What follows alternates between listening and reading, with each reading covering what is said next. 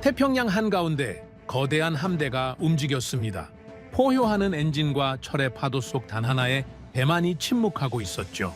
누구도 주목하지 않았던 작은 국기 대한민국. 그러나 훈련이 시작된 지 10분 후 미 해군의 항공모함이 격침을 받았습니다. 시스템 오류라며 웃던 장교들은 곧 침묵했죠. 탐지되지 않은 표적, 소리 없는 사냥꾼, 그 이름 대한민국 이종무함.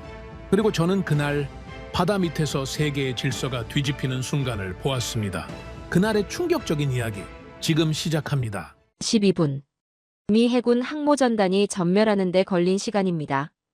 핵잠수함 3척, 이지스 구축함 5척, 최신 대잠헬기 8대가 배치된 전장에서 말입니다. 그런데 적은 단 한 척이었습니다. 그것도 낡은 디젤 잠수함 하나였습니다. 2012년 림팩. 그날 저는 30년 해군 경력이 무너지는 걸 봤습니다. 바다 밑 어딘가에서 누군가 우리를 비웃고 있었습니다. 저는 마커스 블레이드, 영국 왕립해군 잠수함 전력 분석실 선임 참모였습니다. 30년간 단 한 번도 제 분석이 틀린 적이 없었습니다. 소련 핵잠도 중국 신형함도 모두 제 예측 안에 있었습니다. 그런데 그날 제 모든 계산이 빗나갔습니다. 상대는 한국이었습니다. 2012년 7월 하와이 해역이었습니다. 림팩 훈련 72시간째였죠. 세계 최대 규모의 해상연합훈련이었습니다. 미국, 영국, 일본, 호주까지 22개국 해군이 모인 자리였습니다. 작전이 시작됐습니다. 미 항모전단이 목표 해역으로 이동했죠. 핵잠 3척이 삼각 대형으로 전방을 경계했습니다. 소나가 바다를 훑었습니다. 반경 50km 안에 모든 물체를 탐지하는 시스템이었습니다. 완벽한 방어망이었죠. 그런데 이상한 일이 벌어졌습니다. 표적 소실. 미 해군 소나실에서 보고가 올라왔습니다. 한국 잠수함이 사라졌다는 겁니다. 레이더에서, 음파에서, 모든 센서에서 증발했습니다. 음파가 사라졌다. 바닷속이 아니라 내 머릿속에서 경고음이 울렸다. 처음엔 시스템 오류라고 생각했죠. 디젤 잠수함이 핵잠의 탐지망을 뚫는다고요? 말이 안 됐습니다. 작전실이 긴장하기 시작했습니다. 소나 요원들이 주파수를 바꿔가며 바다를 뒤졌습니다. 헬기가 소나 부위를 100개 넘게 투하했죠. 그러나 아무것도 잡히지 않았습니다. 그리고 정확히 12분 뒤였습니다. 어뢰 발사 신호 감지. 항모 좌현. 경고음이 울렸습니다. 그러나 이미 늦었습니다. 모의 어뢰가 항모 선체의 명중 판정을 받았습니다. 격침이었습니다. 세계 최강의 항모가 단 한 발에 무너졌습니다. 제동님, 핵잠 2번함도 격침 판정입니다. 구축함 3척도 명중당했습니다. 연속으로 보고가 쏟아졌습니다. 12분 만에 전단 전체가 무너진 겁니다. 그런데 가해자는 여전히 보이지 않았습니다. 소나에도 레이더에도 위성에도 잡히지 않았습니다. 작전실이 얼어붙었습니다. 미 해군 제독이 스크린을 노려봤죠. 참모들이 입을 다물었습니다. 30초간 아무도 말하지 않았습니다. 그리고 화면 한쪽에 작은 국기 하나가 떴습니다. 태극기였습니다. 공격자 표시였죠. ROKS 이종무함. 한국 해군 소속이었습니다. 작전실 전체가 침묵했습니다. 영국 해군 참모가 중얼거렸습니다. 이게 대체 어떻게 된 겁니까? 저도 같은 생각이었죠. 회의가 소집됐습니다. 각국 해군 분석관들이 모였죠. 데이터를 검토했습니다. 시스템 오류를 의심했습니다. 그러나 모든 장비는 정상이었습니다. 오류가 아니었습니다. 현실이었습니다. 일본 해상자위대 분석관이 소음 수치 데이터를 열었습니다. 저는 화면을 봤죠. 그리고 숨이 막혔습니다. 한국 잠수함의 소음 레벨이 배경 소음과 구분되지 않았습니다. 바다의 자연음과 같은 수준이었습니다. 한국 측 연락 장교가 자료를 건넸습니다. AIP 시스템이라고 했습니다. 독일 기술을 기반으로 한국이 독자 개발했다고 했죠. 저는 속으로 비웃었습니다. 독자 개발이라고? 신참국이 독일을 넘어선다고? 그러나 데이터는 거짓말하지 않았습니다. 자망시간 2주일. 소음 수치 100데시벨 이하. 탐지 회피율 98%. 숫자들이 제 신념을 조롱했습니다. 그건 단순한 침묵이 아니었다. 상대의 귀를 파괴하는 침묵이었다. 그날 밤 저는 호텔방에서 보고서를 다시 읽었습니다. 한국, 한국 해군, 한국 잠수함. 그 단어들이 머릿속을 맴돌았습니다. 분명 뭔가 있었습니다. 우연이 아니었습니다. 계산된 완벽함이었습니다. 다음 날 아침 저는 결정했습니다. 한국을 연구하기로 말입니다. 그들이 어떻게 이 기술을 만들었는지, 어떤 과정을 거쳤는지 반드시 알아내야 했습니다. 30년 경력이 무너진 이유를 찾아야 했습니다. 림팩이 끝나고 일주일 뒤였습니다. 저는 나토 본부에 보고서를 제출했습니다. 제목은 간단했죠. 한국 잠수함 전력 분석의 필요성. 승인이 떨어졌습니다. 3개월 뒤 저는 한국행 비행기에 올랐습니다. 그때는 몰랐습니다. 제가 목격할 것들을 말입니다. 커피 냅킨에 그려진 설계도. 하루 3시간 자며 용접한 기술자들. 0.1mm를 위해 수백 번 반복한 광기. 그리고 독일조차 인정한 완벽함을 말입니다. 바다는 새로운 질서를 맡고 있었습니다. 그 중심엔 한국이 있었습니다. 한국행 비행기 안에서 저는 자료를 다시 펼쳤습니다. 1987년 한국과 독일의 잠수함 기술 이전 계약서였죠. 두껍고 복잡한 문서였습니다. 그러나 핵심은 간단했습니다. 독일이 기술을 주고 한국이 돈을 낸다는 내용이었습니다. 일반적인 계약처럼 보였습니다. 그런데 특이한 조항들이 눈에 들어왔죠. 설계도면 열람 금지. 핵심 기술 이전 불가. 독일 기술자 없이는 조립 불가. 한마디로 한국은 돈만 내고 조립 기술만 배우라는 얘기였습니다. 기술 종속 계약이었습니다. 이걸로 잠수함을 만들었다는 겁니까? 저는 중얼거렸습니다. 말이 안 됐습니다. 설계도도 없이 핵심 기술도 없이 어떻게 독자 건조가 가능하단 말입니까? 그것도 독일 수준을 넘어서는 성능으로.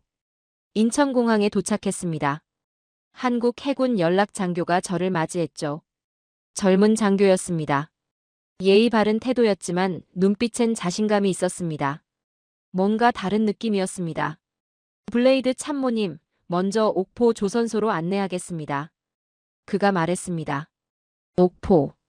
거기서 한국의 첫 잠수함이 만들어졌다고 들었습니다. 1994년 이천함이라는 이름으로 말이죠. 차로 4시간을 달렸습니다. 산과 바다가 이어지는 풍경이었죠. 그리고 거대한 조선소가 나타났습니다. 크레인이 하늘을 찔렀습니다. 용접 불꽃이 사방에서 튀었죠. 소음이 귀를 때렸습니다. 여기서 모든 게 시작됐습니다. 장교가 말했습니다. 저는 조선소 안으로 들어갔습니다. 그리고 작은 전시관을 봤죠. 벽면에 낡은 사진들이 걸려 있었습니다. 1987년부터 1994년까지의 기록이었습니다. 한국 잠수함 산업의 첫 7년이었습니다. 사진 속 기술자들의 얼굴이 보였습니다. 피곤해 보였습니다. 눈이 충혈돼 있었죠. 작업복은 기름때로 범벅이었습니다. 머리는 헝클어져 있었습니다. 그런데 표정은 달랐습니다. 포기하지 않은 눈빛이었습니다. 지쳤지만 살아있는 눈이었습니다. 이분들이 첫 세대 기술자들입니다. 장교가 설명했습니다. 저는 사진을 하나하나 들여다봤습니다. 그리고 한 장의 사진에서 멈췄죠. 기술자 한 명이 커피 냅킨에 뭔가를 그리고 있었습니다. 선 몇 개와 숫자들이었습니다. 각도 표시가 보였습니다. 치수가 적혀 있었습니다. 저건 뭡니까? 제가 물었습니다. 용접 각도 메모입니다. 장교가 대답했습니다. 저는 눈을 가늘게 떴습니다. 용접 각도를 냅킨에 그린다고? 설계도가 있어야 하는 거 아닙니까? 정식 도면이 있어야 하는 거 아닙니까? 독일 측이 설계도 열람을 금지했습니다. 우리 기술자들은 도면을 볼 수 없었습니다. 그래서 작업 현장에서 독일 기술자들의 손을 지켜봤습니다.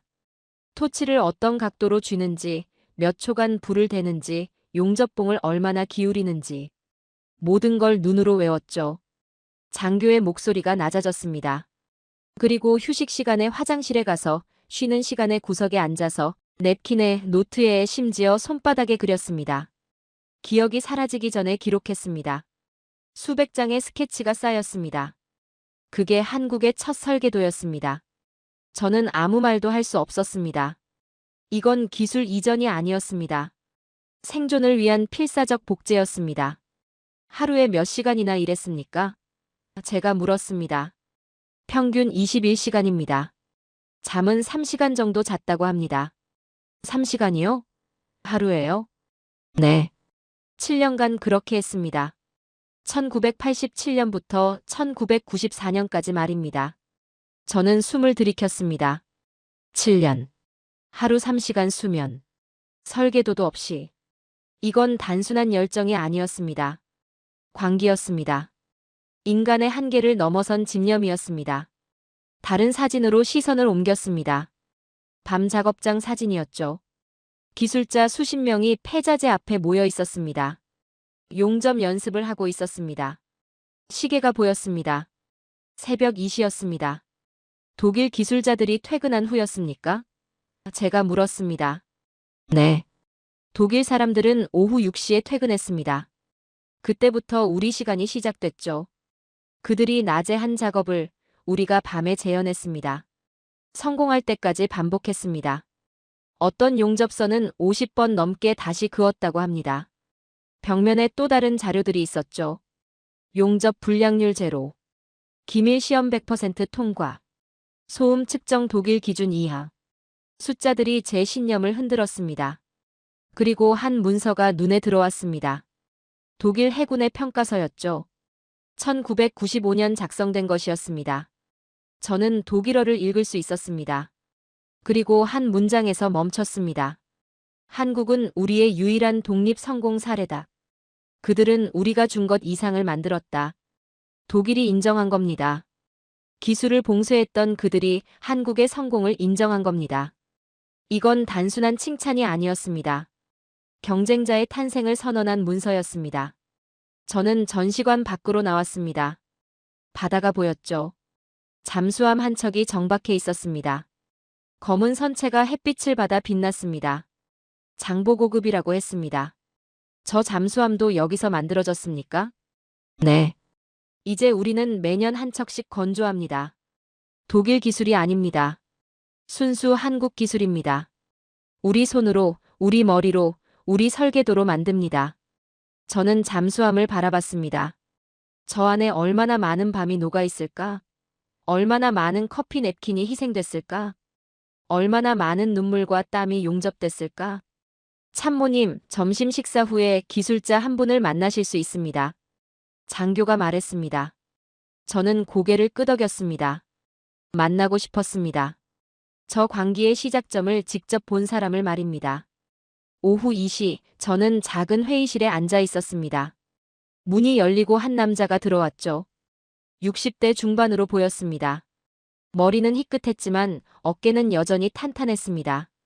손에 화상 자국이 여러 보였습니다. 오래된 상처들이었습니다. 김철수입니다. 첫 세대 용접 기술자였습니다. 그가 악수를 청했습니다. 저는 그의 손을 잡았죠. 굳은 살이 느껴졌습니다. 수십 년간 쇠를 만진 손이었습니다. 열과 압력을 견딘 손이었습니다. 한국이 어떻게 해냈는지 듣고 싶습니다. 제가 말했습니다. 김철수가 의자에 앉았습니다. 그리고 천천히 입을 열었습니다. 우린 배울 수 없었습니다. 독일 사람들이 가르쳐주지 않았으니까요. 계약서에 그렇게 쓰여 있었습니다. 기술 이전 불가. 설계도 열람 불가. 우린 그저 그들 뒤에서 조립만 도와야 했습니다. 그의 목소리는 담담했습니다. 그러나 무게가 있었죠. 그래서 배워냈습니다. 눈으로, 귀로, 손끝으로 배워냈죠. 그들이 용접할 때 어떤 각도로 토치를 쥐는지, 몇 초간 불을 대는지, 식히는 시간은 얼마인지, 강철 색깔이 어떻게 변하는지. 모든 걸 외웠습니다. 메모할 수 없었으니까요. 머릿속에 새겼습니다. 그리고 밤마다 연습했습니다. 독일 사람들이 퇴근하면 우린 폐자재를 가져와서 용접 연습을 했습니다. 똑같이 재현하려고 했습니다. 하루에 100번 넘게 용접했죠. 손에 물집이 잡혔습니다. 터지고 아물고 다시 터졌습니다. 장갑을 뚫고 피가 났습니다. 그래도 멈추지 않았습니다. 그렇게 7년을 했습니다. 저는 그의 손을 다시 봤습니다. 화상 자국이 훈장처럼 보였습니다. 30년 전의 상처가 아직도 남아 있었습니다. 후회하지 않습니까? 제가 물었습니다. 김철수가 고개를 저었습니다. 단호했습니다. 후회요? 한 번도 없었습니다. 우린 해야 했으니까요. 우리 힘으로 만들어야 했습니다. 남의 기술에 기대서는 안 됐습니다. 그게 자존심이었고 생존이었고 의무였습니다. 그의 눈빛이 흔들리지 않았습니다. 저는 그 순간 깨달았습니다. 그들은 기술을 배운 게 아니라 기술자를 해체해버렸다. 그들은 독일 기술자들의 모든 움직임을 분해했습니다. 손의 각도, 토치의 온도, 용접봉의 속도, 냉각시간, 강철의 색 변화. 수천 개의 변수를 머릿속에 입력했습니다. 그리고 밤마다 재조립했습니다. 자신들의 방식으로요. 자신들의 손으로요. 저는 30년간 기술 국가들을 보았습니다. 하지만 한국은 기술을 외운 게 아니라 삼켜버린 것이었습니다. 회의실을 나오며 저는 생각했습니다. 한국은 기술을 몸으로 배웠습니다. 그러나 그들은 독일보다 더 독일적이었습니다. 완벽에 대한 집착, 0.1mm에 대한 광기, 포기하지 않는 정신. 그것이 한국을 만들었습니다. 1994년 이천함이 진수됐습니다. 대한민국 최초의 자력 건조 잠수함이었습니다. 독일 기술자들도 놀랐다고 합니다. 설계도 없이 이 수준이 나올 줄은 몰랐다고요. 어떤 독일 교관은 말했다고 합니다. 이건 우리가 만든 것보다 낫다고. 저는 조선소를 나섰습니다. 석양이 바다를 물들이고 있었습니다. 저는 깨달았습니다. 림팩에서 본 침묵의 시작점을 말입니다. 그건 커피 냅킨에서 시작됐습니다. 하루 3시간 수면에서 태어났습니다. 7년의 광기가 세계 최고의 잠수함을 만든 겁니다. 독일이 막으려 했던 것을 한국은 맨손으로 뚫었습니다. 이제 저는 더 알아야 했습니다. 그 집념이 어떻게 생존의 기술로 완성됐는지를 말입니다. 다음 날 아침, 저는 진해 해군기지로 이동했습니다. 한국 해군의 심장부였죠. 거기서 실제 운용 중인 잠수함을 볼 수 있다고 했습니다. 그리고 무엇보다 한국 해군이 독일제 장비의 문제를 발견했다는 그 사건의 진실을 들을 수 있다고 했습니다. 기지 입구부터 긴장감이 느껴졌습니다. 경비가 삼엄했죠. 신원 확인만 3번 받았습니다. 회색 건물로 안내받았고 작전 브리핑룸에서 이정훈 중령을 만났습니다. 40대 후반 장보고 2급 함장이었습니다. 그의 눈빛은 날카로웠습니다. 테이블 위에 두꺼운 보고서가 놓여 있었습니다. 표지에 빨간 글씨로 기밀이라고 적혀 있었죠. 2000년대 초반 한국 해군 잠수함 훈련 중 발생한 공기질 이상 사건의 기록이었습니다. 보고서를 펼쳤습니다. 상세한 기록이었습니다. 자망 100시간을 넘긴 시점에서 승조원들이 두통과 어지럼증을 호소했다고 적혀 있었습니다. 공기질 검사 결과 이산화탄소 농도가 정상 기준을 초과했다고 했습니다. 1%가 넘었습니다. 안전 기준인 0.5%의 2배였습니다. 위험한 수준이었습니다. 장시간 노출되면 의식을 잃을 수도 있는 농도였죠. 잠수함에서 공기는 생명입니다. 공기질 문제는 곧 생존 문제였습니다. 한국 측은 즉시 독일 제조사에 보고했다고 합니다. 그러나 독일 측의 첫 반응은 부정이었습니다. 자신들의 시스템은 완벽하다고 했습니다. 한국 측 측정이 잘못됐을 것이라고 했습니다. 그래서 한국 해군은 재실험을 진행했습니다. 독일 교관까지 함께 탑승시켰다고 합니다. 모든 데이터를 실시간으로 기록했습니다. 시간별 이산화탄소 농도, 온도, 습도, 산소 농도. 과학적이고 반박할 수 없는 방식이었습니다. 데이터 그래프를 봤습니다. 자망 72시간째부터 선이 위로 치솟기 시작했습니다. 이산화탄소 농도가 계속 올라갔습니다. 위험선을 명확히 넘어섰습니다. 독일 교관도 직접 확인했다고 합니다. 더 이상 부정할 수 없었던 거죠. 원인 분석 보고서가 다음 페이지에 있었습니다. 공기정화 필터 시스템이었습니다. 독일이 자국 해군용으로 사용하는 최신 필터와 수출용 필터 사이에 성능 차이가 있었다는 내용이었습니다. 구형 방식의 필터가 장착됐고 효율이 상당히 떨어졌다고 적혀 있었습니다. 공기. 그것이 그들에게는 무기였다. 독일은 한국에게 최고 등급의 시스템을 주지 않았던 겁니다. 잠수함을 판매하면서도 핵심 생존 장비는 차별했습니다. 승조원들이 숨 쉴 공기마저 2등급으로 만들었습니다. 독일 측의 공식 반응은 기록되지 않았습니다. 다만 이후 필터가 교체됐다고만 적혀 있었습니다. 조용히 처리된 사건이었습니다. 그 후 한국 해군은 모든 시스템을 재검증했다고 합니다. 독일이 제공한 장비를 맹신하지 않기로 한 거죠. 배터리, 소나, 어뢰, 항법장치, 통신장비. 하나하나 분해하고 측정하고 실험했습니다. 추가 파일들을 넘겼습니다. 여러 시스템에서 수출용 사양이 독일 해군 사양보다 낮았다는 분석이 적혀 있었습니다. 한국 기술자들은 이를 하나씩 개선해 나갔습니다. 독일 기술자 없이 독자적으로 말입니다. 한국 기술자들의 손글씨 메모가 보였습니다. 계산식, 스케치, 실험 결과들. 빼곡했습니다. 이 사람들은 배신당했지만 무너지지 않았습니다. 오히려 더 강해졌습니다. 부두로 나왔습니다. 거대한 검은 선체가 보였죠. 장보고급 잠수함이었습니다. 길이 65m에 1800톤급이었습니다. 작아 보였지만 존재감은 압도적이었습니다. 해치를 통과해 내부로 들어갔습니다. 좁은 통로, 계기판과 파이프가 사방을 둘러쌌습니다. 공간은 비좁았지만 정리는 완벽했습니다. 먼지 하나 없었습니다. 함장이 공기정화 시스템을 가리켰습니다. 은색 원통형 기계였습니다. 생각보다 작았죠. 그러나 이 작은 기계가 승조원 40명의 생명을 책임집니다.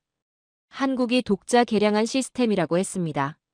원래 독일 설계보다 효율이 높다고 했습니다. 자망 시간도 늘었다고 했습니다. 이제는 한국산 필터를 사용한다고 했습니다. 저는 기계를 만졌습니다. 차갑고 단단했습니다. 매끄러웠습니다. 용접선이 거의 보이지 않았습니다. 완벽한 가공이었습니다. 인도네시아가 이 시스템을 도입했다고 들었습니다. 그들도 비슷한 문제를 겪었다고 합니다. 한국의 기술이 해결책이 됐다는 얘기였습니다. 내부를 천천히 걸었습니다. 침실, 식당, 작전실. 모든 공간이 효율적이었습니다. 낭비가 없었습니다. 그리고 무엇보다 청결했습니다. 승조원들이 매일 청소한다고 했습니다. 매일 점검한다고 했습니다. 작은 나사 하나도 놓치지 않는다고 했습니다. 공기 필터는 매주 확인한다고 했습니다. 생존을 위해서였습니다. 더 이상 남의 기술만 믿을 수 없었으니까요. 바다 밑 500m에서 공기 하나가 생존을 결정합니다. 그래서 이 사람들은 완벽을 추구합니다. 그래서 매일 점검합니다. 그래서 스스로를 지킵니다. 그들은 산소를 만든 게 아니다. 신뢰를 만든 것이다. 독일이 완전한 기술을 주지 않았을 때 한국은 스스로를 믿기로 했습니다. 남의 손을 기다리지 않고 자신의 손으로 해결하기로 했습니다. 그래서 밤새 연구했습니다. 그래서 수백 번 실험했습니다. 그래서 독일 사양을 넘어서는 시스템을 만들었습니다. 잠수함을 나섰습니다. 석양이 바다를 물들이고 있었습니다. 저는 생각했습니다. 한국은 어려움을 겪었습니다. 그러나 무너지지 않았습니다. 오히려 더 강해졌습니다. 공기 하나로, 생존 하나로 그들은 증명했습니다. 스스로 할 수 있다는 것을. 그리고 더 잘할 수 있다는 것을. 이제 저는 더 깊이 들어가야 했습니다. 그 완벽함이 어디서 오는지, 0.1mm의 비밀이 무엇인지 알아야 했습니다. 옥포조선소로 다시 돌아왔습니다. 이번엔 생산 라인 깊숙한 곳으로 들어갔죠. 일반인은 들어갈 수 없는 구역이었습니다. 잠수함 압력 선체가 만들어지는 곳이었습니다. 거대한 철문이 열렸습니다. 그리고 저는 숨을 멈췄습니다. 눈앞에 거대한 강철 원통이 놓여 있었습니다. 지름 6m, 길이 20m가 넘는 구조물이었죠. 잠수함의 심장, 압력 선체였습니다. 저는 30년간 수많은 조선소를 봤습니다. 영국의 베로우, 미국의 그로튼, 프랑스의 셰르부르. 세계 최고 수준의 잠수함 건조 시설들이었죠. 그러나 이곳은 달랐습니다. 공기부터 달랐습니다. 긴장감이 공간을 채우고 있었습니다. 기술자들이 원통 주위를 돌며 작업하고 있었습니다. 용접 토치에서 푸른 불꽃이 튀었죠. 불꽃 하나하나가 정확했습니다. 흔들림이 없었습니다. 각도가 일정했습니다. 속도가 균일했습니다. 마치 기계처럼 움직였습니다. 아니, 기계보다 정확했습니다. 저는 천천히 다가갔습니다. 용접선을 봤죠. 폭이 3mm도 안 됐습니다. 그런데 완벽하게 직선이었습니다. 흔들림이 전혀 없었습니다. 육안으로는 이음새가 보이지 않았습니다. 손으로 만졌습니다. 매끄러웠습니다. 단차가 느껴지지 않았습니다. 연락 장교가 제 옆에 섰습니다. 그가 말했습니다. 저 용접선의 오차 범위는 0.1mm라고요. 저는 다시 물었습니다. 0.1mm요? 머리카락 굵기가 0.5mm인데 그것보다 5배나 정밀하다는 겁니까? 그가 고개를 끄덕였습니다. 그게 한국의 기준이라고 했습니다. 저는 믿을 수 없었습니다. 사람 손으로 0.1mm를 맞춘다고요? 이건 상식 밖의 정밀도였습니다. 스위스 시계장인도 이 정도는 아닙니다. 독일 정밀기계 공장도 이만큼은 못합니다. 그런데 한국 조선소에서 이게 기본 기준이라고? 한 기술자가 용접을 멈췄습니다. 헬멧을 벗었죠. 땀이 얼굴을 타고 흘렀습니다.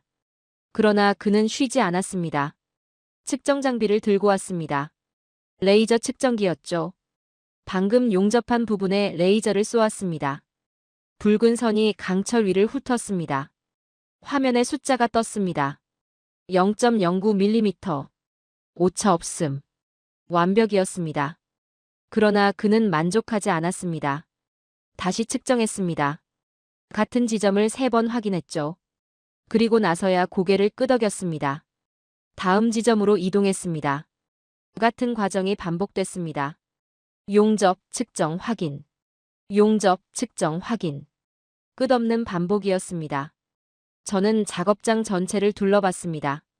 모든 기술자가 같은 방식으로 일하고 있었습니다. 예외가 없었습니다. 신입이든 베테랑이든 모두 같은 기준을 지켰습니다. 0.1mm. 그게 이곳의 법칙이었습니다. 다른 기술자가 해머를 들었습니다. 용접 부위를 톡톡 두드렸죠. 가벼운 소리가 났습니다. 청명한 금소금이었습니다. 그가 귀를 기울였습니다. 눈을 감았습니다. 5초, 10초, 20초. 그렇게 소리를 들었습니다.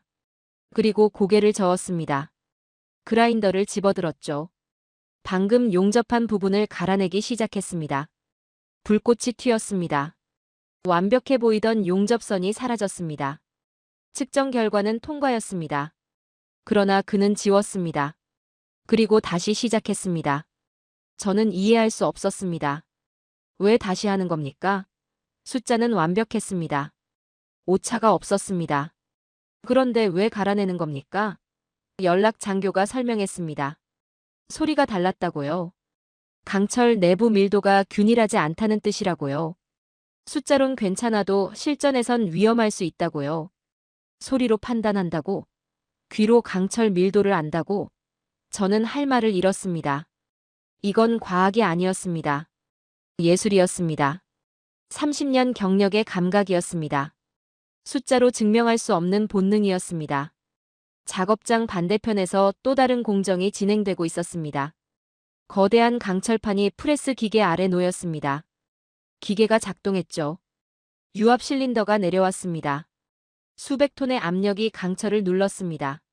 쇠가 비명을 질렀습니다. 공기가 진동했습니다. 강철이 휘었습니다. 천천히 정확하게 곡선을 그리며 휘어졌습니다. 1분, 2분, 3분. 기계가 멈췄습니다. 강철이 완벽한 곡선을 이뤘습니다. 잠수함 선체의 일부가 될 조각이었습니다. 기술자들이 달려왔습니다. 줄자를 댔습니다. 각도기를 가져왔습니다. 레이저 측정기를 설치했습니다. 6명이 동시에 측정을 시작했습니다. 곡률 반경, 두께 변화, 표면 평활도. 모든 걸 확인했습니다. 데이터가 모니터에 떴습니다. 저는 화면을 봤습니다. 곡률 오차 0.02mm, 두께 편차 0.03mm, 설계값과 거의 일치했습니다. 놀라운 정밀도였습니다. 그러나 기술자들은 만족하지 않았습니다. 다시 측정했습니다. 다른 지점에서 다른 각도로 다른 장비로 확인했습니다. 30분이 지났습니다. 그리고 나서야 합격 판정을 내렸습니다. 저는 생각했습니다. 이 사람들은 숫자를 믿지 않는다고요. 한 번의 측정을 믿지 않는다고요. 3번, 5번, 10번을 확인한다고요. 그게 이곳의 문화라고요.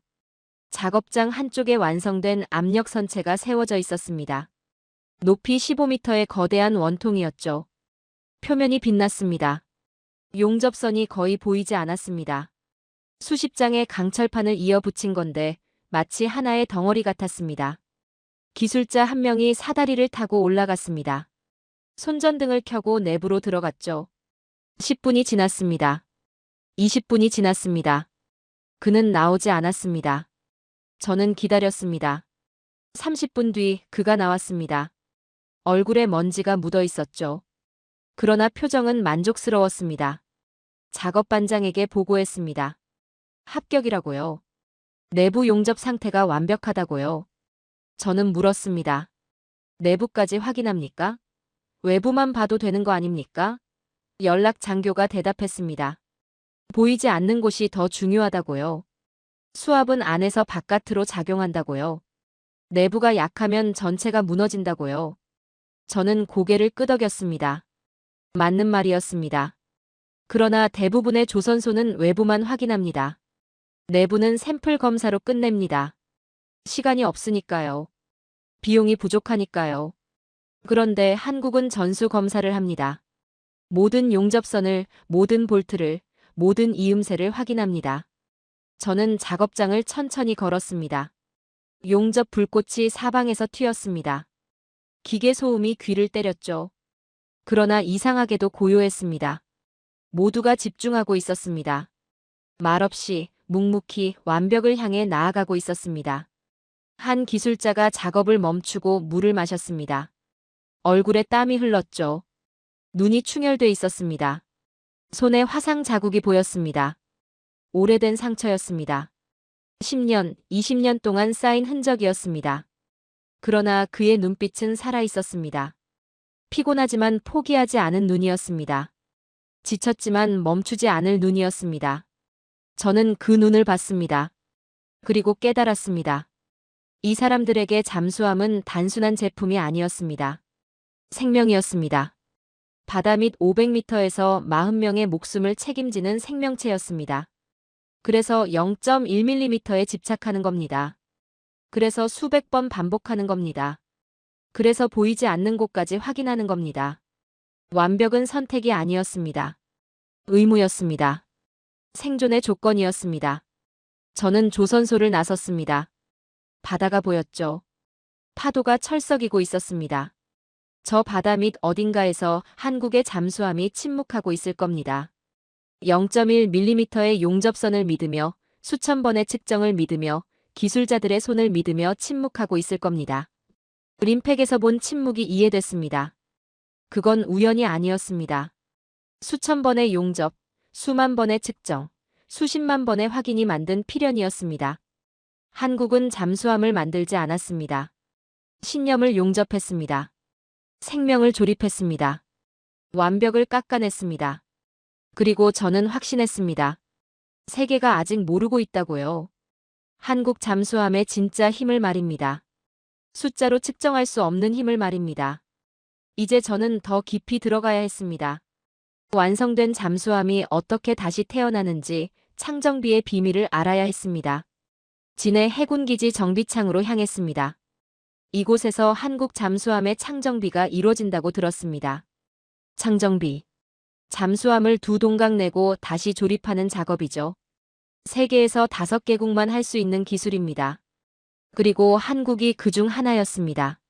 정비창 입구에 들어서자 거대한 크레인이 보였습니다. 그 아래 잠수함 한 척이 누워 있었죠. 아니, 정확히는 반쪽이었습니다. 정말로 두 동강이 나 있었습니다. 앞부분과 뒷부분이 3m 간격으로 떨어져 있었습니다. 저는 숨을 멈췄습니다. 살아있는 생명체를 절단한 것 같았습니다. 검은 선체가 드러나 있었죠. 내부 구조가 보였습니다. 파이프, 케이블, 격벽. 잠수함의 내장이었습니다. 연락 장교가 설명했습니다. 8년마다 한 번씩 창정비를 한다고요. 선체를 절단하고 내부를 전면 해체한다고요. 배터리를 교체하고 시스템을 리셋한다고요. 그리고 다시 용접해서 조립한다고요. 저는 믿을 수 없었습니다. 잠수함을 자른다고? 완벽하게 용접된 선체를 다시 자른다고? 그리고 다시 붙인다고요? 이건 광기였습니다. 그러나 저는 곧 이해했습니다. 이게 한국 방식이라는 걸요. 불가능을 가능으로 만드는 방식이라는 걸요. 기술자들이 절단면 주위에서 작업하고 있었습니다. 그라인더로 강철을 다듬고 있었죠. 불꽃이 튀었습니다. 절단면이 거울처럼 매끄러워졌습니다. 완벽한 평면이었습니다. 저는 가까이 다가갔습니다. 절단면을 봤죠. 단면이 깨끗했습니다. 톱으로 자른 나무처럼 정확했습니다. 각도가 정확히 90도였습니다. 흔들림이 없었습니다. 한 기술자가 측정 장비를 가져왔습니다. 레이저 평면도 측정기였죠. 절단면 전체를 스캔했습니다. 데이터가 화면에 떴습니다. 평면도 오차 0.05mm. 거의 완벽한 평면이었습니다. 저는 놀랐습니다. 두께 50mm 강철을 자르는데 오차가 0.05mm라고요? 이건 수술용 메스 수준의 정밀도였습니다. 다른 쪽에서는 내부 장비를 꺼내고 있었습니다. 배터리가 크레인에 매달려 나왔죠. 거대한 검은 상자였습니다. 무게가 20톤이 넘는다고 했습니다. 기술자 10명이 달라붙어 조심스럽게 내렸습니다. 배터리 자리가 비었습니다. 텅 빈 공간이 보였죠. 30년간 그 자리를 지킨 장비였습니다. 이제 새 것으로 교체될 예정이었습니다. 저는 잠수함 내부로 들어갔습니다. 좁은 통로를 지나 중앙 구획으로 갔죠. 모든 게 해체돼 있었습니다. 계기판이 떼어져 나갔습니다. 파이프가 분리됐습니다. 케이블이 풀렸습니다. 뼈대만 남은 상태였습니다. 그러나 이상했습니다. 30년 된 잠수함인데 내부가 깨끗했습니다.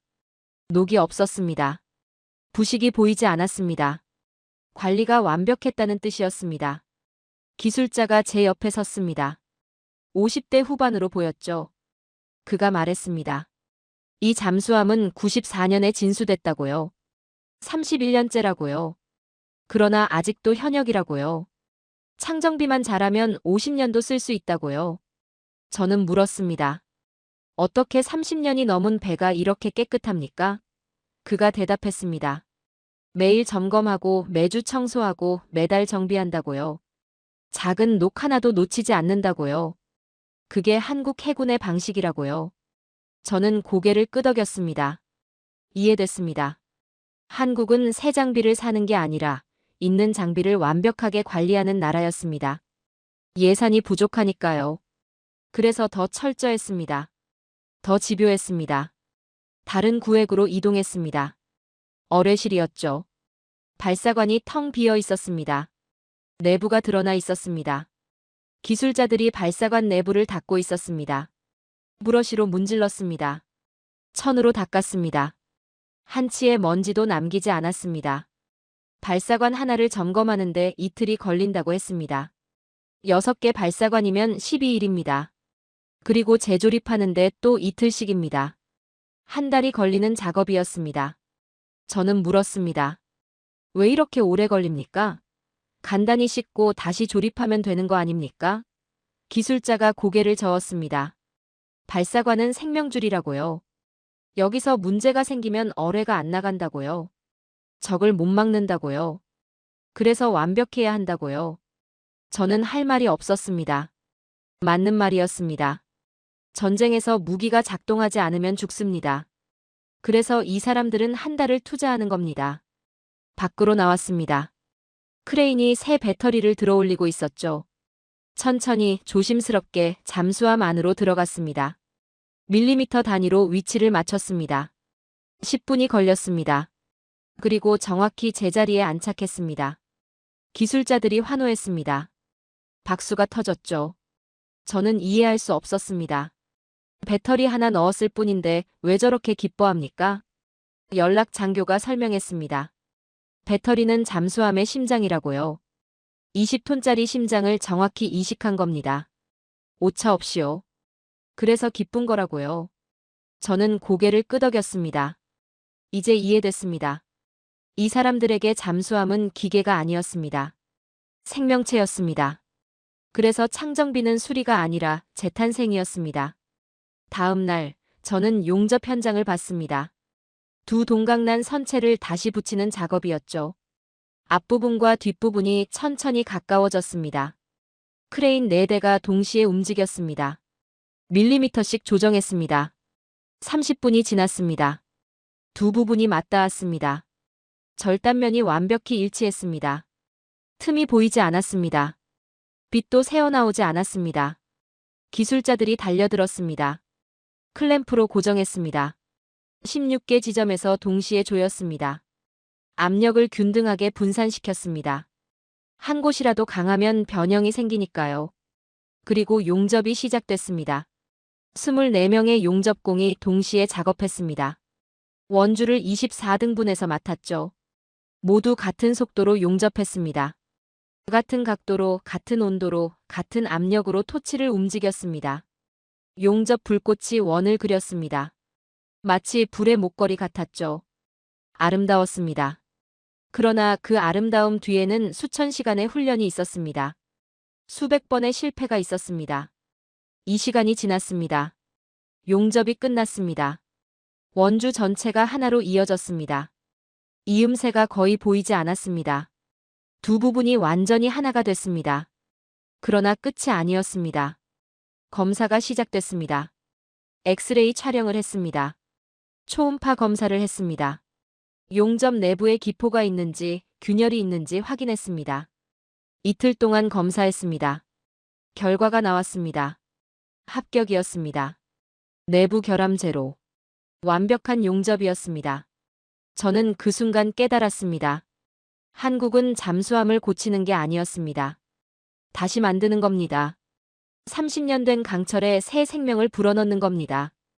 그리고 그 생명은 다시 20년을 버팁니다. 창정비창을 나서며 저는 생각했습니다. 인도네시아가 한국에 창정비를 맡긴 이유를 알겠다고요. 이건 단순한 정비가 아니라 부활이니까요. 한국의 손을 거치면 낡은 잠수함도 다시 숨을 쉽니다. 그게 한국의 기술이었습니다. 나토 본부로 돌아온 저는 보고서를 작성하기 시작했습니다. 한국 잠수함의 실체를 정리하는 작업이었죠. 그런데 한 가지 의문이 남아 있었습니다. 림팩에서 본 그 침묵. 그게 정말 기술적으로 가능한 일인가 하는 의문이었습니다. 저는 미 해군의 자료를 요청했습니다. 림팩 당시 소나 데이터를 달라고 했죠. 일주일 뒤 암호화된 파일이 도착했습니다. 기밀 자료였습니다. 저만 볼 수 있는 데이터였습니다. 파일을 열었습니다. 화면에 그래프가 나타났죠. 소음 스펙트럼 분석 자료였습니다. 세로축은 데시벨, 가로축은 주파수였습니다. 여러 색깔의 선이 그래프를 채우고 있었습니다. 빨간 선이 미국 핵잠수함이었습니다. 버지니아급이죠. 소음 레벨이 110데시벨 정도였습니다. 세계 최고 수준의 정숙성이었습니다. 그러나 명확하게 측정됐습니다. 파란 선이 영국 핵잠수함이었습니다. 에스튜트급이죠. 105데시벨 정도였습니다. 미국보다 조금 더 조용했습니다. 역시 명확한 신호였습니다. 그리고 초록 선이 있었습니다. 한국 디젤 잠수함 이종모함이었습니다. 저는 숫자를 봤습니다. 95데시벨. 저는 눈을 의심했습니다. 핵잠보다 15데시벨이나 낮았습니다. 데시벨은 로그 척도입니다. 10데시벨 차이는 소음이 10배 다르다는 뜻입니다. 15데시벨이면 30배 이상 차이가 납니다. 한국 잠수함이 핵잠보다 30배 이상 조용하다는 얘기입니까? 저는 다른 자료를 열었습니다. 주파수 대역별 분석 데이터였죠. 핵잠은 저주파 대역에서 신호가 강했습니다. 냉각수 펌프 소음이었습니다. 원자로를 식히려면 펌프를 돌려야 합니다. 그 진동이 소음을 만듭니다. 그러나 한국 잠수함은 달랐습니다. 저주파 대역이 거의 평평했습니다. 배경 소음 수준이었습니다. 바다의 자연음과 구분되지 않았습니다. 펌프가 없으니까요. 디젤 엔진도 꺼져 있으니까요. AIP 시스템만 작동하고 있었습니다. 저는 AIP 시스템 자료를 찾았습니다. 공기부료 추진 시스템. 산소 없이 작동하는 엔진이었죠. 독일이 개발한 기술이었습니다. 그런데 한국이 독자 개량했다고 들었습니다. 자료를 읽었습니다.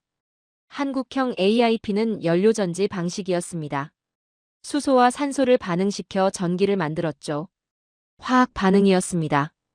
폭발이 아니었습니다. 그래서 조용했습니다.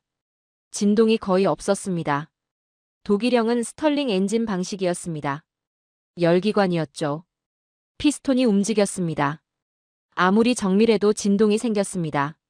소음이 발생했습니다. 한국형보다 10데시벨 높았습니다. 저는 이제 이해했습니다. 한국이 왜 독일 방식을 버렸는지 말입니다. 더 조용한 방식을 선택한 겁니다. 더 어려웠지만 더 완벽한 방식을 택한 겁니다. 다음 자료를 열었습니다. 탐지 확률 계산서였습니다. 소나 성능에 따른 탐지 거리를 계산한 문서였죠. 미 해군 최신 소나 탐지 거리가 나와 있었습니다. 미국 핵잠 탐지 거리 30km, 영국 핵잠 탐지 거리 25km, 한국 디젤잠 탐지 거리 8km. 저는 숨을 멈췄습니다. 8km라고요? 그것도 최신 소나로요? 8km면 어뢰 사정거리 아닙니다. 발견했을 땐 이미 늦은 겁니다. 적 잠수함이 먼저 쏠 수 있습니다. 그게 림팩에서 일어난 일이었습니다. 저는 시뮬레이션 결과를 봤습니다. 나토에서 돌린 가상 전투 시나리오였죠. 한국 잠수함 대 미국 핵잠. 100번 싸웠습니다. 한국이 68번 이겼습니다. 압도적이었습니다. 조건을 바꿨습니다. 미국 핵잠 2척 대 한국 디젤잠 1척. 한국이 32번 이겼습니다. 여전히 우세했습니다. 3척으로 늘렸습니다. 그제야 균형이 맞았습니다. 저는 보고서에 적었습니다. 한국 디젤 잠수함 1척은 미국 핵잠 2척과 맞먹는다. 충격적인 문장이었습니다. 그러나 데이터가 증명했습니다. 다른 분석관이 제 사무실로 찾아왔습니다. 프랑스 해군 출신이었죠. 그가 물었습니다. 한국 잠수함이 정말 그렇게 조용하냐고요? 저는 데이터를 보여줬습니다. 그는 믿지 않았습니다. 저는 추가 자료를 꺼냈습니다. 독립 검증 결과였습니다. 일본 해상자위대가 측정한 데이터였죠. 결과는 같았습니다. 95데시벨. 한국 잠수함은 유령이었습니다. 프랑스 분석관이 물었습니다. 어떻게 이게 가능하냐고요? 저는 대답했습니다. 0.1mm의 용접, 수천 번의 측정, 30년의 집념이라고요. 그가 고개를 저었습니다. 이해할 수 없다는 표정이었습니다. 저도 이해할 수 없었습니다. 처음엔 말입니다. 그러나 한국을 보고 왔습니다. 커피 냅킨에 그려진 설계도를 봤습니다. 하루 3시간 자며 용접한 사람들을 만났습니다. 배신당하고도 포기하지 않은 기술자들을 만났습니다.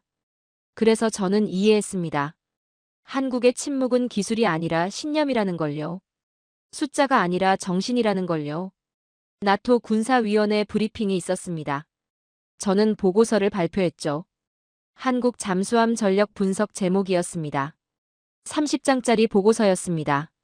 첫 슬라이드를 띄웠습니다. 림팩 결과였죠. 회의실이 조용해졌습니다. 제독들이 화면을 봤습니다. 믿기 힘든 표정이었습니다. 두 번째 슬라이드였습니다. 소음 비교 그래프였죠. 한국 잠수함이 가장 아래에 있었습니다. 가장 조용했습니다.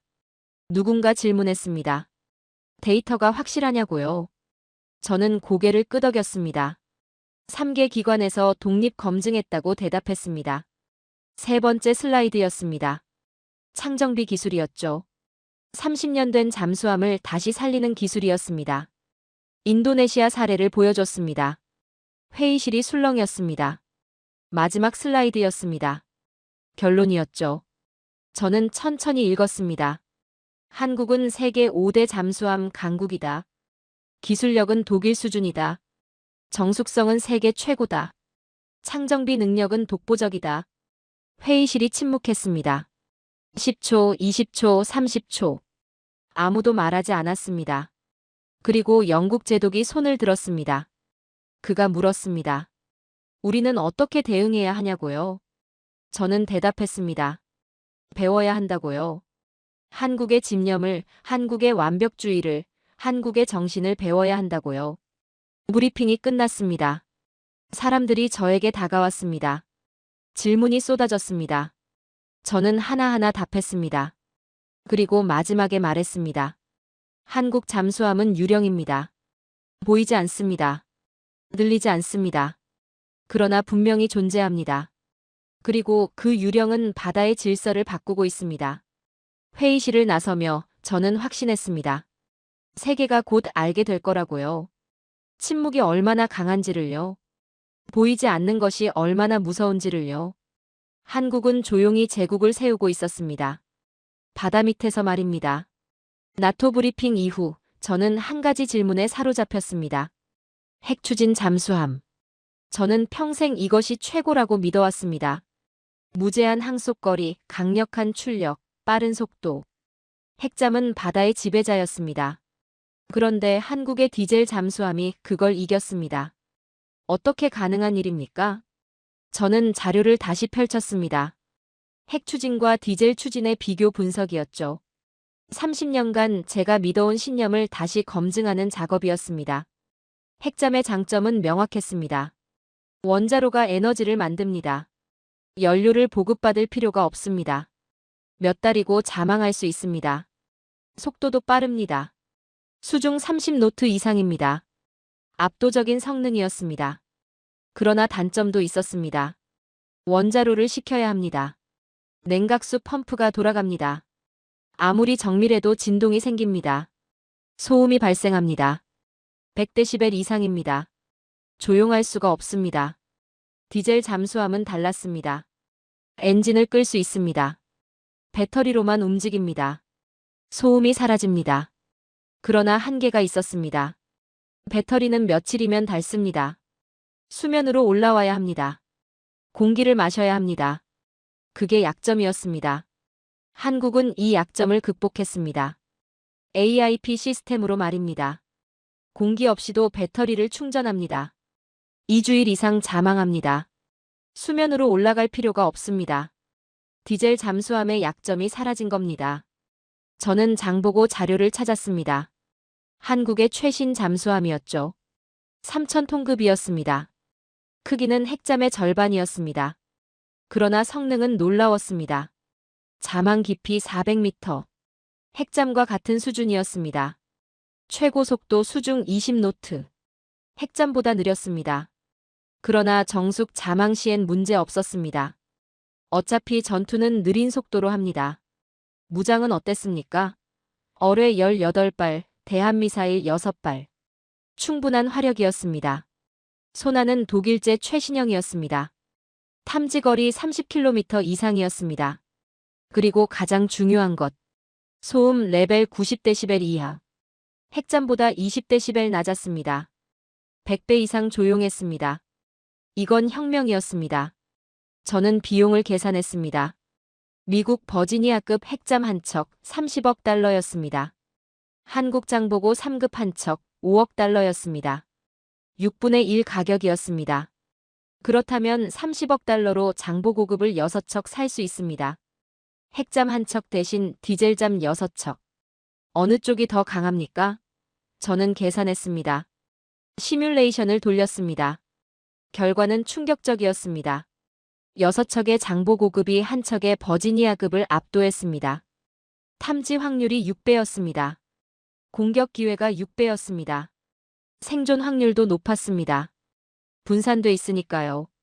저는 깨달았습니다. 핵잠은 개별 성능이 우수합니다. 그러나 전략적 가치는 다를 수 있습니다. 6척이 동시에 작전하면 바다 전체를 장악합니다. 한 척은 아무리 강해도 한 곳밖에 못 갑니다. 미 해군도 이걸 알고 있었습니다. 그래서 고민하고 있었죠. 핵잠을 계속 만들까, 디젤잠도 병행할까. 예산은 한정돼 있습니다. 선택해야 했습니다. 저는 보고서에 적었습니다. 핵 추진의 시대가 끝나고 있다. 침묵의 시대가 오고 있다. 그 중심엔 한국이 있다. 동료가 제 보고서를 읽었습니다. 그리고 반박했습니다.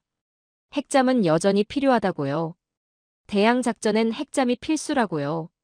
디젤잠은 연안에서만 유효하다고요. 저는 고개를 저었습니다.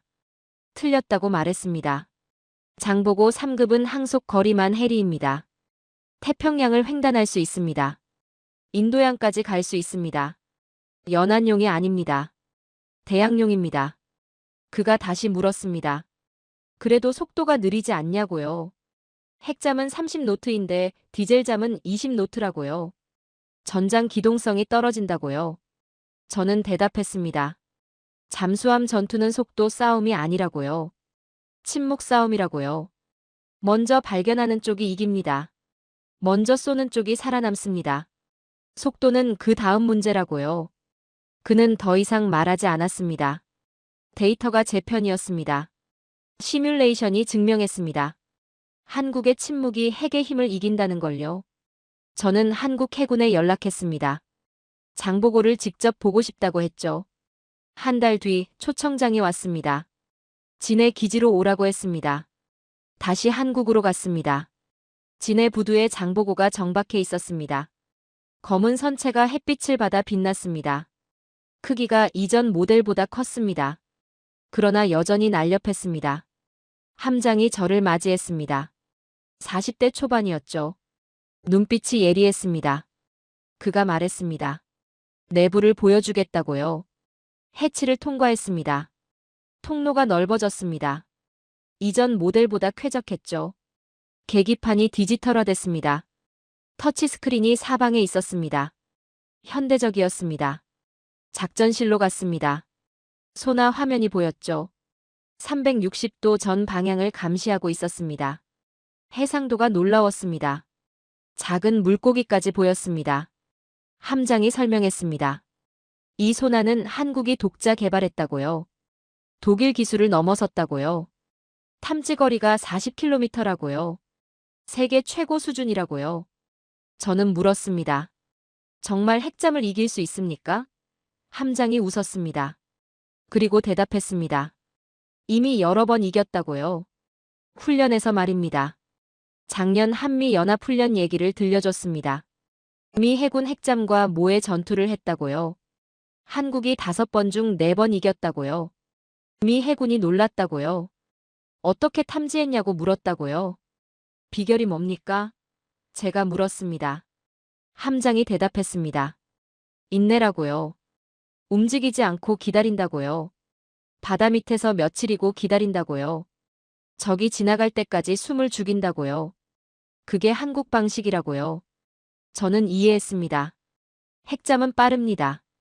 그래서 움직입니다. 계속 순찰합니다.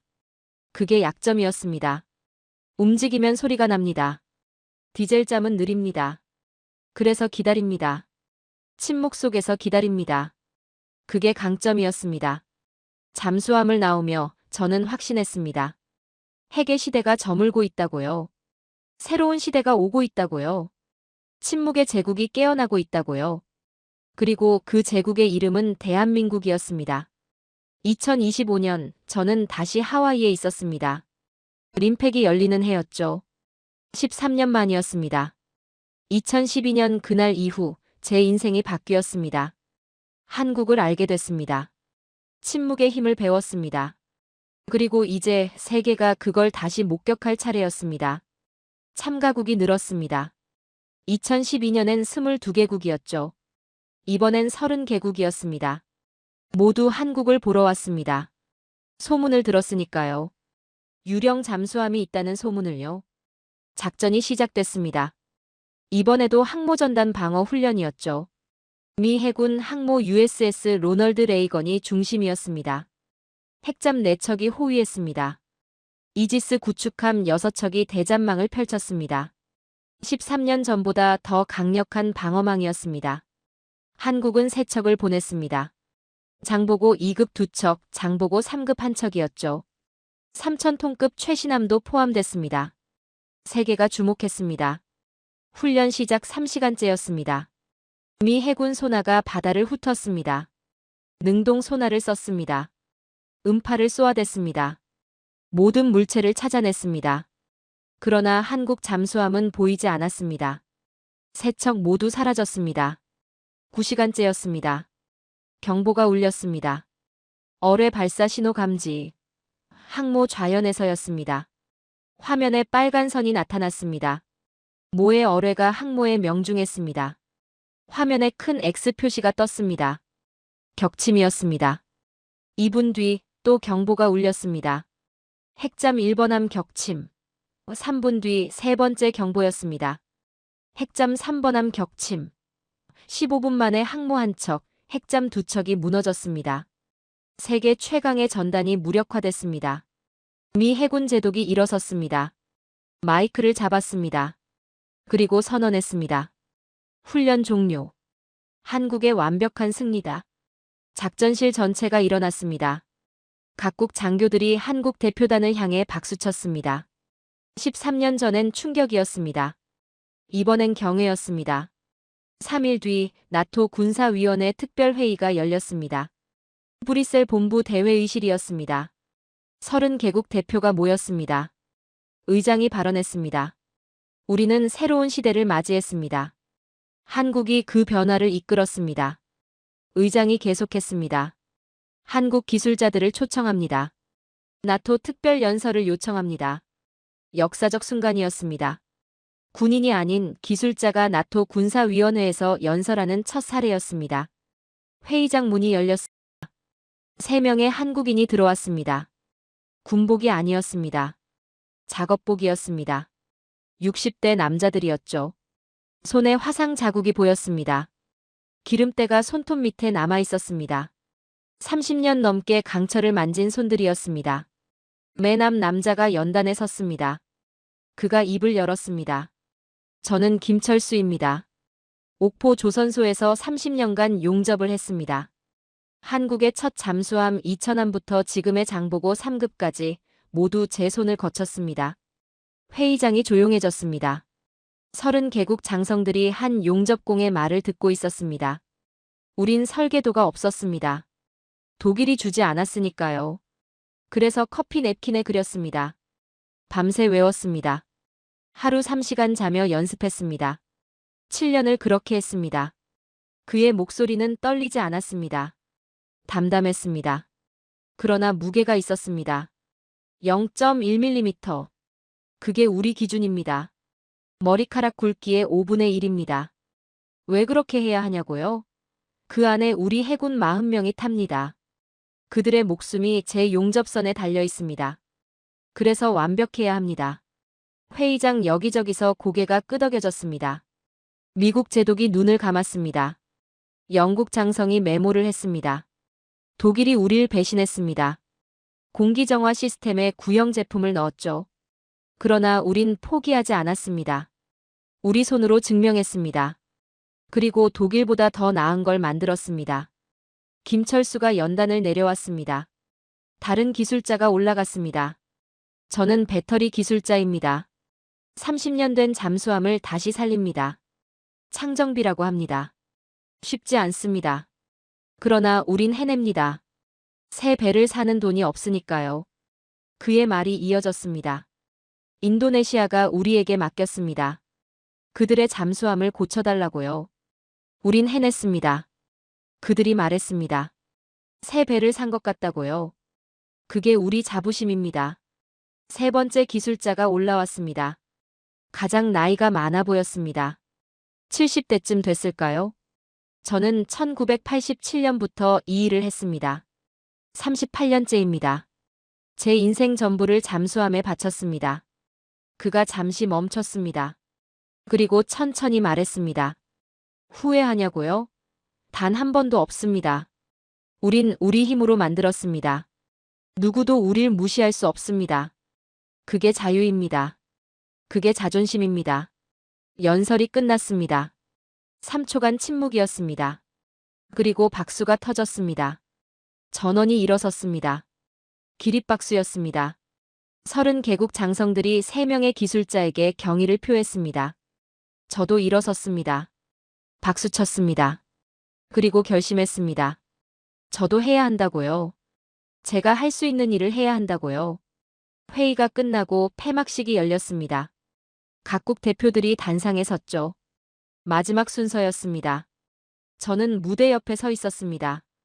영국 해군 대표 자격이었습니다. 한국 해군기가 개항됐습니다. 태극기가 바람에 펄럭였습니다. 그 순간 저는 걸어 나갔습니다. 단상 중앙으로 갔습니다. 한국 제독 앞에 섰습니다. 회의장이 조용해졌습니다. 모두가 저를 봤습니다. 무슨 일인가 싶었을 겁니다.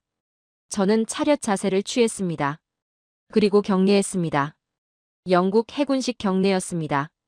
똑바로 정확하게 존경을 담아서 했습니다. 대한민국 해군의 경의를 표합니다. 당신들이 세계를 가르쳤습니다. 기술이 아니라 정신을 말입니다. 감사합니다. 한국 제독이 답례했습니다. 그의 눈이 붉어졌습니다. 그리고 악수를 청했습니다. 저는 그의 손을 잡았습니다. 굳은 살이 느껴졌습니다. 군인의 손이었습니다. 회의장 전체가 일어섰습니다. 다시 박수가 터졌습니다. 이번엔 더 길었습니다. 더 뜨거웠습니다. 그날 밤 저는 호텔방에서 영상 하나를 받았습니다. 한국 측에서 보낸 것이었죠. 제목은 감사 영상이었습니다. 영상을 재생했습니다. 옥포 조선소가 나왔습니다. 작업장이었죠. 용접 불꽃이 튀고 있었습니다. 카메라가 천천히 움직였습니다. 기술자들이 보였습니다. 20대부터 70대까지 수십 명이 일하고 있었습니다. 모두 진지했습니다. 모두 집중하고 있었습니다. 한 기술자가 카메라를 봤습니다. 용접봉을 든 채로요. 그리고 미소 지었습니다. 피곤한 미소였습니다. 그러나 자랑스러운 미소였습니다. 다른 기술자들도 카메라를 봤습니다. 하나둘씩 미소 지었습니다. 용접봉을, 해머를, 측정기를 든 채로요. 그들의 손이 화면을 채웠습니다.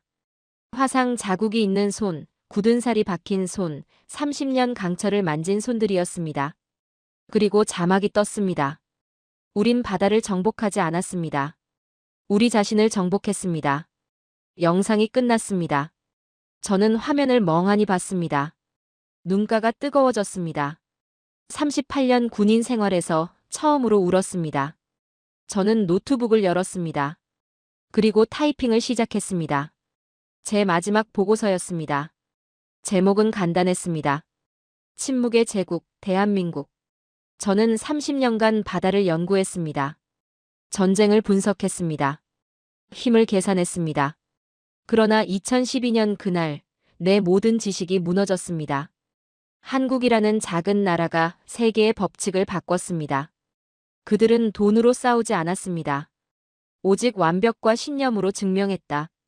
0.1mm의 용접, 수천 번의 측정, 38년의 집념이 세계 최강의 무기가 됐습니다. 이제 저는 말한다. 바다의 새로운 질서가 시작됐다고. 침묵이 핵을 이겼다고. 보이지 않는 것이 가장 강하다고 말입니다. 그리고 그 중심엔 대한민국이 있습니다. 보고서를 저장했습니다. 그리고 창밖을 봤습니다. 저 바다 밑 어딘가에서 한국의 잠수함이 침묵하고 있을 겁니다. 세계를 지키면서요. 저는 이제 압니다. 힘은 조용한 자의 것이라는 걸요. 오늘 사연에 대한 여러분의 생각을 댓글로 남겨주세요. 오늘 들려드린 사연에 공감하셨다면 구독과 좋아요 눌러주시고 주변 분들과도 공유해주세요. 여러분의 작은 관심과 응원이 영상 제작에 큰 힘이 됩니다. 오늘도 여러분의 하루의 작은 즐거움이라도 되었기를 바라며 지금까지 감동뭉클이었습니다. 끝까지 시청해주셔서 감사합니다. 다음에 더 감동적인 사연으로 찾아뵙겠습니다.